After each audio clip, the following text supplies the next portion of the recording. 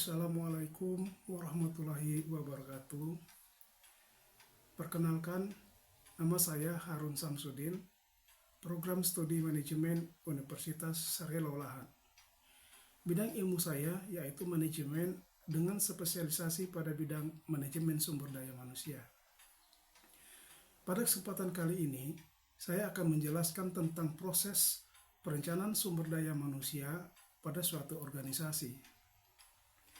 Teknik pembelajaran yang saya lakukan dengan menggunakan metode DIY atau Delivery, Interaction, and Assessment pada mata kuliah perencanaan sumber daya manusia.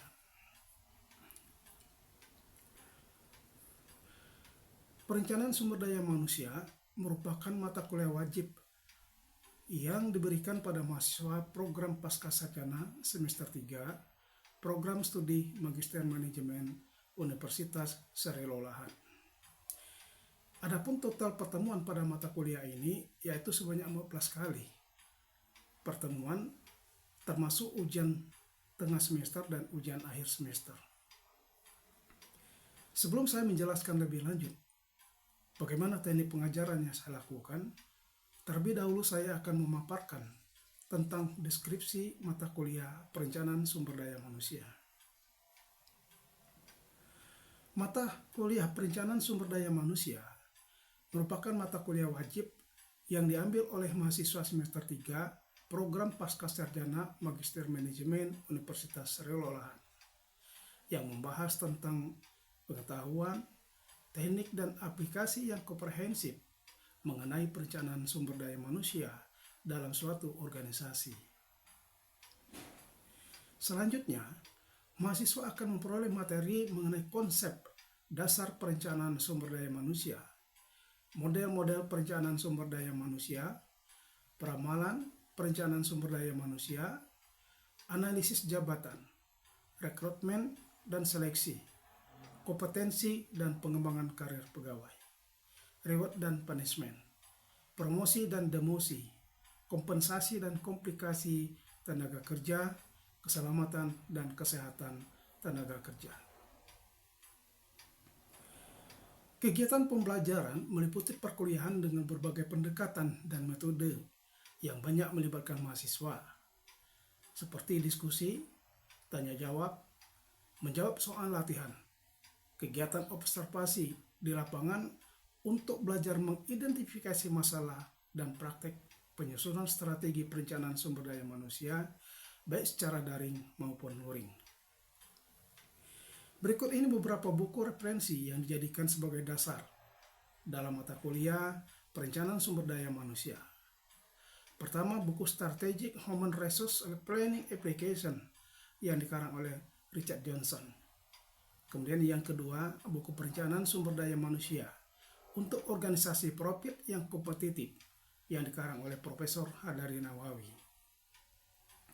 Selain buku-buku yang telah kami sebutkan tadi, maka kami juga merujuk beberapa peraturan perundang-undangan kepegawaian seperti Undang-Undang Nomor 5 Tahun 2014, Jongto Undang-Undang Nomor 20 Tahun 2023 tentang ASN. Sistem pembelajaran. Yang pertama, delivery. Untuk pertemuan tertentu, saya akan memberikan case study untuk diselesaikan oleh mahasiswa. Dan setiap minggunya, mahasiswa akan mengumpulkan resume atas materi yang dibahas. Teknik yang kedua, yaitu interaksi, yaitu bagaimana cara saya untuk berinteraksi dengan mahasiswa dalam perkuliahan. Ada beberapa cara yang saya lakukan berkomunikasi dengan mahasiswa. Pertama, komunikasi saya ketika di dalam kelas. Saya berusaha untuk memotivasi, mengajak serta mahasiswa untuk lebih berpartisipasi aktif dengan mengutarakan pendapat ataupun pertanyaan terkait dengan materi yang dibahas, sehingga membuat suasana kelas lebih komunikatif. Yang kedua, yaitu dengan menggunakan WA Group, WhatsApp Group sebagai sarana berdiskusi di luar kelas, sehingga mahasiswa juga dapat mengajukan pertanyaan-pertanyaan yang ada yang. Kemudian teknik yang ketiga yaitu asesmen, yaitu bagaimana cara saya menilai mahasiswa. Di awal perkuliahan, saya menyampaikan kontrak perkuliahan yang telah disepakati bersama mahasiswa. Di dalam kontrak perkuliahan juga memuat cara menilai dan bobot penilaian terhadap mahasiswa. Berikut adalah indikator penilaian pada mata kuliah perencanaan sumber daya manusia, yaitu yang terdiri dari kehadiran atau keaktifan itu 20%, tugas terdiri dari tugas mandiri, tugas kelompok 30%, kemudian ujian tengah semester 25%, ujian akhir semester 25%. Pada akhir perkuliahan, diharapkan para mahasiswa memiliki kompetensi yang pertama kognitif, yakni mengetahui, memahami, dan membedakan berbagai konsep perencanaan sumber daya manusia. Yang kedua, kompetensi psikomotorik, yakni memilih dan melaksanakan proses perencanaan sumber daya manusia dan implementasi strategi perencanaan sumber daya manusia. Yang ketiga, kompetensi afektif, yakni menghindari praktek-praktek perencanaan sumber daya manusia yang bertentangan dengan nilai moral dan undang-undang yang berlaku. Selanjutnya, saya akan pelajaran yang saya lakukan pada kelas kuliah perencanaan SDM. Selamat menyaksikan. Bismillahirrahmanirrahim. Assalamualaikum warahmatullahi wabarakatuh. Apa kabar hari ini? Sehat ya? Yang pertama kita harus ya, kita syukuri nikmat sehat itu, nikmat yang sangat luar biasa. Semangat! Bapak Ibu, saudara sekalian, hari ini kita akan lanjutkan ya mata kuliah kita ya, masa kita baru ya. Nah, sesuai dengan deskripsi mata kuliah sampai sini, Bapak Ibu ya, ini kita akan melanjutkan kuliah kita yaitu berkaitan dengan perencanaan sumber daya manusia. Namun sebelumnya Bapak Ibu ya, saya ingin kembalikan ke belakang, mengingatkan kepada saudara, Bapak Ibu semua ya, berkaitan dengan pengertian manajemen. Karena pembahasan kita tadi berkaitan dengan perencanaan sumber daya manusia. Ya, masih ingat? Siapa yang masih ingat pengertian manajemen itu?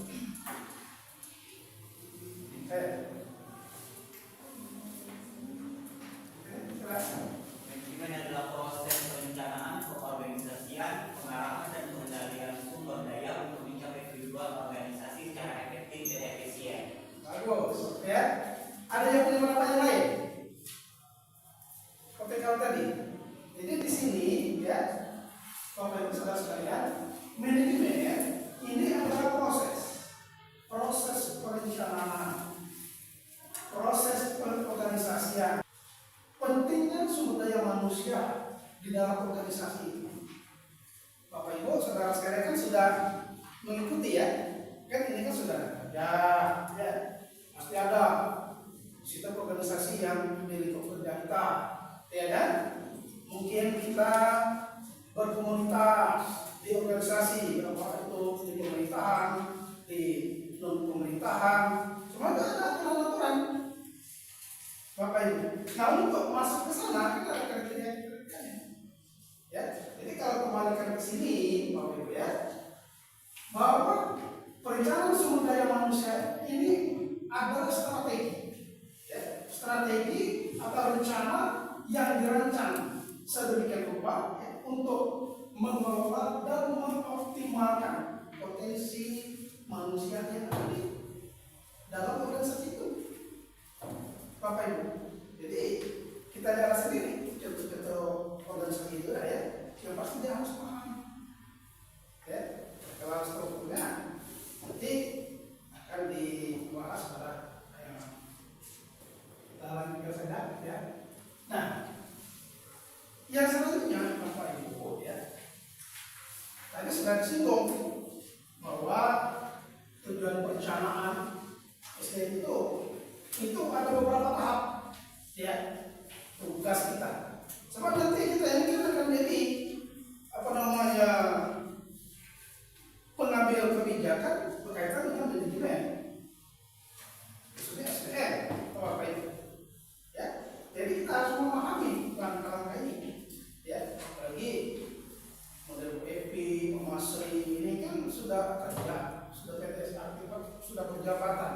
Nah, harus lebih paham mengaplikasikan ini, mengkondisikan dengan keadaan di organisasi tempat apa itu kerja, ya. Namun pada prinsip langkah ini seperti ini, ya. Yang pertama, Bapak Ibu, ya, di dalam hal perencanaan SDM kita harus bisa memastikan Bapak Ibu ketersediaan SDM yang tepat.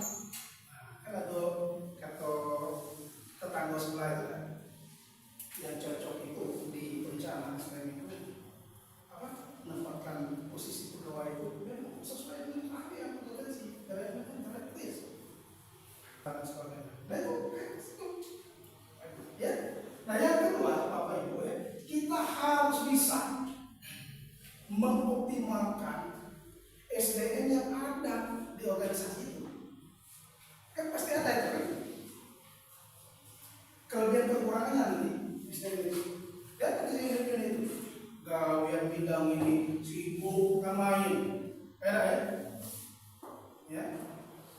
Tapi yang pegawainya lagi tetap dia tulah bendahara, dia tulah. Nah ini manajemennya kita ubah.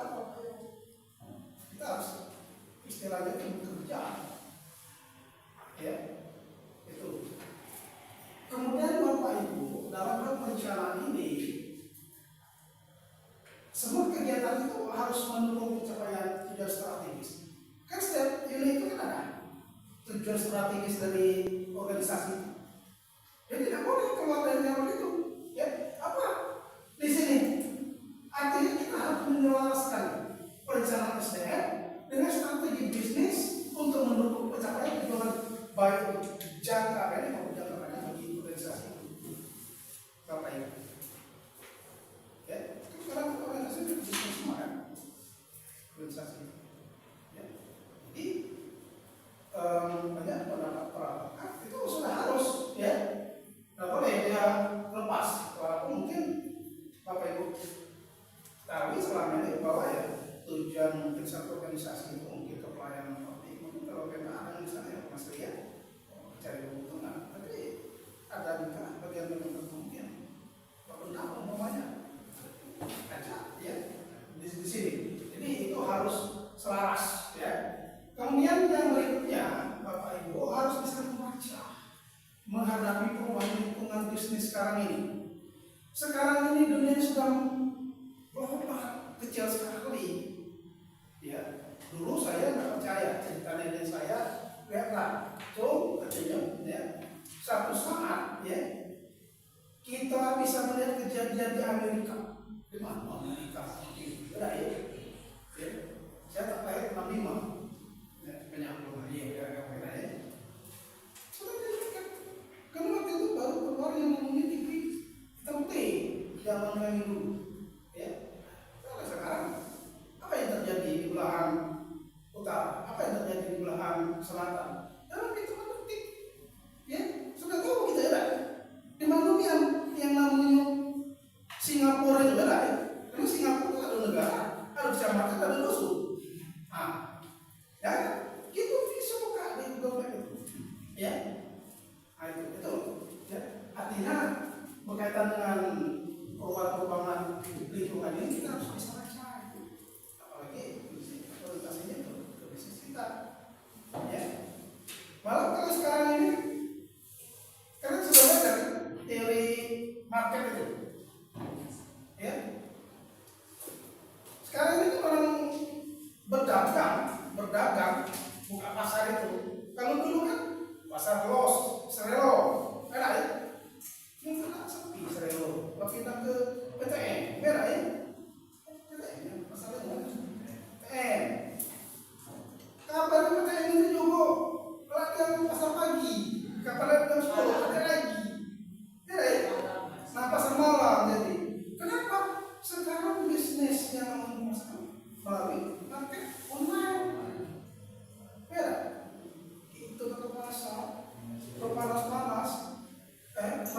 parkir merah sekian ya.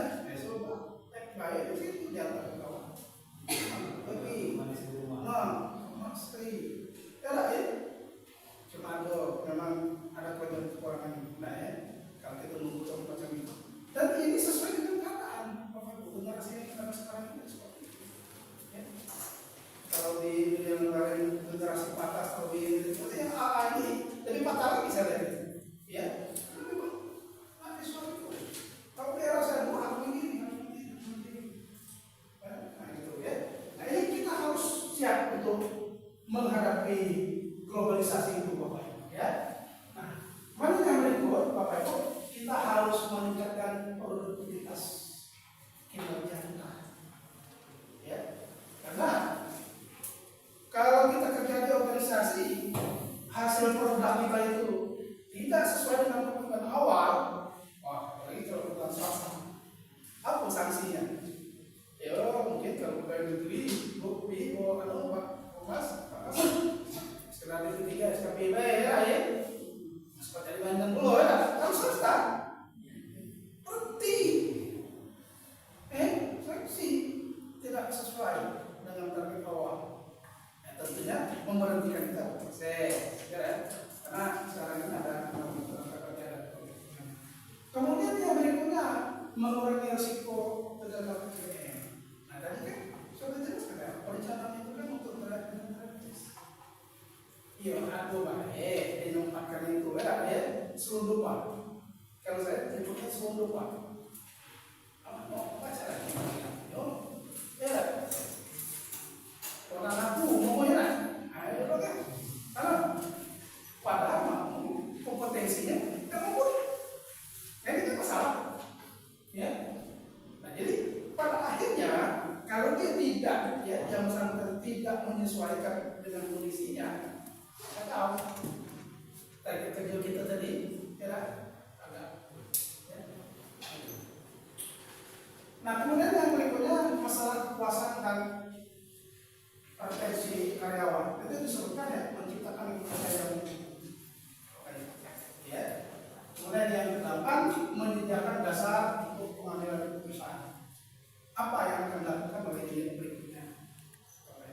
Ya. Nah ini kita harus paham. Ya sekelas Bapak Ibu sebagai pejabat administrator dalam hal ini serta berkaitan dengan kita harus memahami. Baik, sebelum saya lanjutkan, ada pertanyaan mungkin? Nah, silakan. Itu kalau ada misi bertanya Bapak. Tadi jelaskan bahwasannya sumber daya manusia itu adalah hal yang paling penting dalam suatu organisasi atau perusahaan, di mana sumber daya manusia itu adalah tolak ukur untuk terciptanya suatu tujuan dari suatu organisasi bertanya perusahaan. Jadi yang bisa tanyakan itu Bapak, apa saja faktor-faktor yang harus dipertimbangkan dalam suatu organisasi atau perusahaan guna mengembangkan rencana sumber daya manusia dalam suatu organisasi itu sendiri. Terima kasih. Ini pertanyaan bagus sekali. Namun materi kita belum sempat stop. Dia sudah nanya, ya, bagaimana trik mengelola SDM itu? Kan itu kan, supaya sukses aja. Ya, untuk sementara mungkin jawabannya kita tahan dulu ya, kita lanjut materi. Ya, oke. Catat ya. Nah, sekarang ini proses. Bapak Ibu, ya selanjutnya proses perencanaan itu Bapak Ibu ya ada 5 ya menurut literatur yang menunjukkan saya. Yang pertama itu kita melakukan analisis situasi, ya. Kemudian yang kedua kita melakukan pengamalan kebutuhan akan sumber daya manusia di organisasi kita ini. Setelah ada kebutuhan dilaksanakan harus ada penilaian. Ya. Kemudian di penilaian harus ada pengembangan, pelatihan, lalu dilanjutkan ke implementasikan evaluasi. Sekarang kita lihat di analisis, ya. Apa yang harus dilakukan di situ? Ya, di sini Bapak Ibu kita harus membuat analisa. Mungkin Bapak Ibu saudara sekalian Sudah paham apa yang dimaksud dengan analisis SWOT ya? Ya, itu metode yang selalu dipakai ya di dalam hal menganalisa ya. Nah, khusus berkaitan dengan kebutuhan ini. Jadi berkaitan dengan perencanaan SDM, Bapak Ibu ya, yang pertama kita melihat itu faktor kekuatan kelemahan kita. Jadi faktor kekuatan kelemahan ya di perencanaan ini berkaitan dengan internal Bapak Ibu. Kemudian faktor analisa apa? Peluang sama ancaman ya, opportunity sama threat-nya. Nah ini semuanya kita data ya, kita data ya, bisa evaluasi. Nah, itu faktor dari luarnya. Jadi dari dalam ya, apa kelebihan kita, kekurangan kita ya. Kemudian dari luar tentunya ini berkaitan dengan peluang ancaman untuk perencanaan kita ya. Nah, di dalam hal peramalan tadi, Bapak Ibu, itu ada beberapa cara yang bisa dipakai, ya. Di antaranya itu teknik peramalannya untuk memakai, ya, yang sekarang ini trend analisis di antaranya, ya. Apalagi sekarang ini sudah banyak sekali contoh yang diciptakan oleh kawan-kawan dari HRD, ya. Bagaimana supaya lebih efektif mengelola SDM kita itu. Ya, enggak perlu banyak SDM itu. Ini kadang-kadang banyak manusianya, gawe itu tambah ada. Ya, right? Nah, di sini. Makanya biasanya kalau perusahaan yang sudah maju itu sangat ketat sekali, ya, dalam hal pelaksanaan. Nah, berikutnya itu faktor yang mempengaruhi, ya. Metode tadi Bapak Ibu ya, bisa trend analisis, resiko analisis ya, bisa dengan apa namanya workshop ya, kemudian teknik DLP dan sebagainya ya. Itu metode yang akan kita lakukan ya. Nanti akan kita bahas pada pertemuan berikut khusus berkaitan dengan pola cara itu. Nah, faktor yang mempengaruhi peramalan tadi sudah dijelaskan dari dalam maupun dari luar ya, Bapak Ibu ya.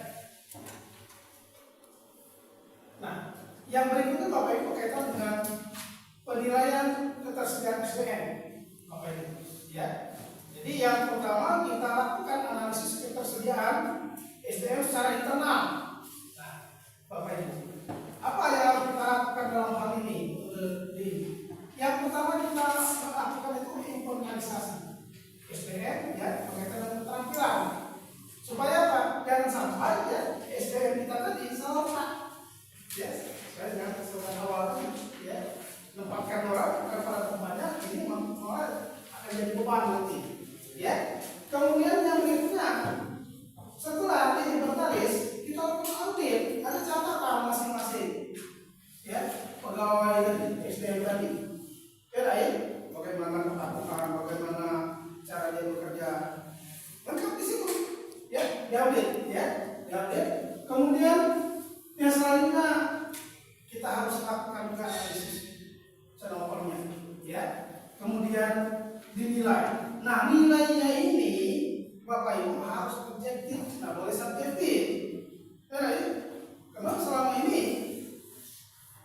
faktanya mungkin banyak seperti itu, ya. Karena memang SDM-nya tadi mungkin pada Bapak dan tanda kutip, ya. Tapi kalau dia memang benar, ya, saya kira ada, itu ya. Nah, kemudian bagaimana kita merencanakan sukses buat pegawai kita ini, Bapak Ibu, ya? Nah, yang berikut, Bapak Ibu ya, faktor yang perlu dipertimbangkan oleh kita sebagai manajer, tentunya, ya, berkaitan dengan rencana ini. Yaitu yang pertama, kita harus melakukan analisis ya ketersediaan SDM di internal kita dulu, Bapak Ibu, ya. Apa harus kita lakukan di sini, ya? Baik, sampai di sini mungkin ada pertanyaan sebelum kita lanjutkan. Ya, silakan. Kemudian saya bertanya mengenai mengapa SDM itu sangat penting, sedangkan zaman sekarang ada teknologi semakin banyak Siapa yang bisa menghadapi? Thomas? Tapi mengapa istilah itu penting? Saya pikir itu jawabannya sudah jelas. Apalagi dikaitkan dengan era digital sekarang. Ya, ya silakan. Ya, izin ya silakan.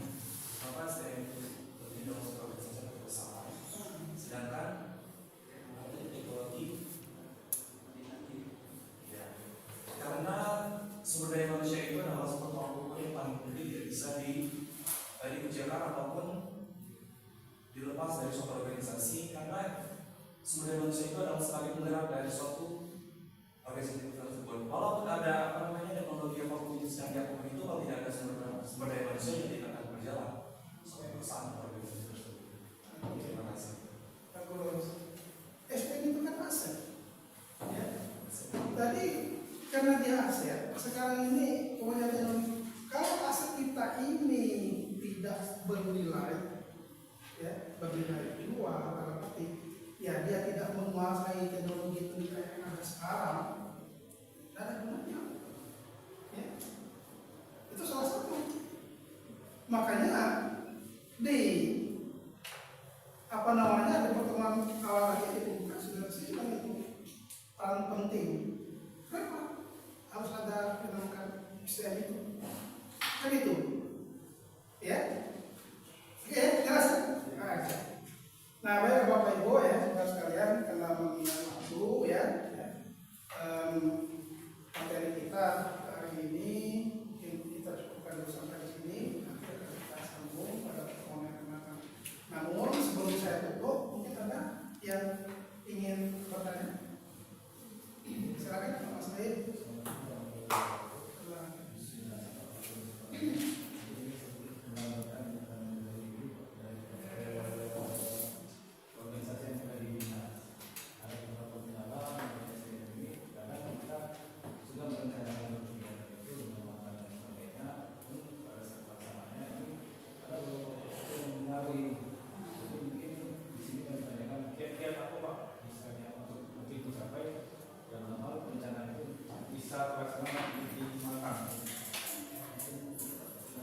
Itu pertanyaan yang sangat bagus sekali ya Bapak Ibu, karena mengaku ya. Pertanyaan dari temannya Pak Mas Edi tadi ini menjadi tugas Bapak Ibu ya. Nanti silakan Bapak Ibu cari jurnal kemudian berkaitan dengan yang ditanyakan temannya tadi ya. Nanti buat satu diskusi dan akan kita diskusikan pada waktu yang akan datang ya. Nah yang terakhir mungkin Bapak Ibu ya, tugas individu ya, dengan juga yang tugas yang pertama itu tugas kelompok, silakan dibentuk ya, tugas dibentuk saja, usahakan kecil, jangan genap ya. Nah, kemudian tugas mandirinya silakan disampaikan hasil komponen tadi secara sendiri, karena kita sudah ada sispo di e-learning kita.